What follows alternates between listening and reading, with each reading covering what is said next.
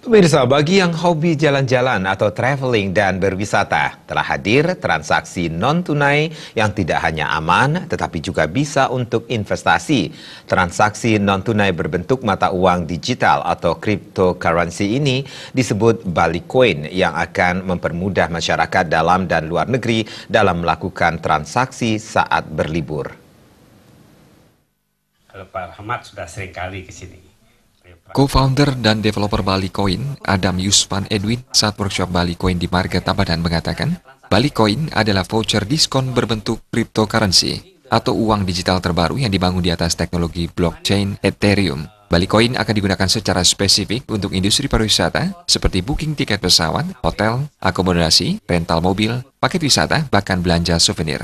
Bila bertransaksi dengan Bali Coin, pengguna mendapat potongan harga atau harga agen. Menjawab mengapa Bali Coin difokuskan untuk pariwisata, Adam menjelaskan industri pariwisata adalah penyumbang devisa kedua terbesar di Indonesia. Pemerintah menargetkan 20 juta kunjungan turis asing ke Indonesia tahun 2019, sehingga tentu Bali Coin berpeluang untuk dikembangkan, mengingat besarnya target jumlah kunjungan tersebut.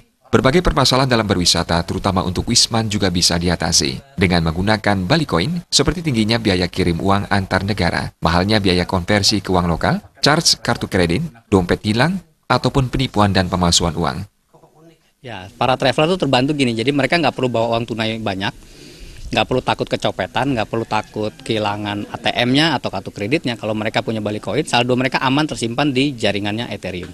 Jadi anggap mereka kehilangan dompet, ATM-nya atau kartu kreditnya hilang. Asal mereka punya smartphone aja, atau walaupun smartphone-nya hilang, mereka tinggal beli HP baru, saldo mereka ada lagi, saldo Bali Coin mereka ada lagi. Nah itu udah bisa mereka pakai lagi, mereka tukar jadi rupiah lagi bisa. Target kita memang saat ini lebih ke mengumpulkan para merchant ya, merchant seperti yang punya hotel, restoran, travel ya, terus ya pokoknya yang berhubungan dengan industri pariwisata itu kita lagi kumpulkan, kita edukasi, kita bikin workshop. Hari ini kita di Bali ini bulan Januari ini kita ada 7 tempat.